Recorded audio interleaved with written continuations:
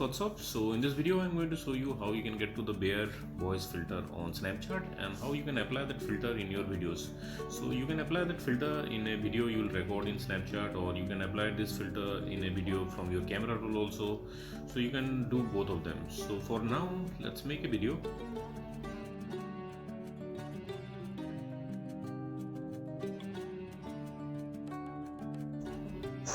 One, two. So I just muted the video.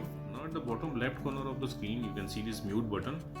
You have to long press there and you will see this pop-up. Now in this pop-up you have to select the beer. 2, 3, 4, 5, 6, 7, 8, 9 and 10.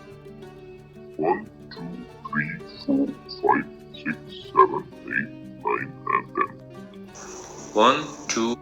So as you can see guys, that was it. You can go there and you can select the beer there, and that's it. So thanks for watching the video guys. See you in the next video.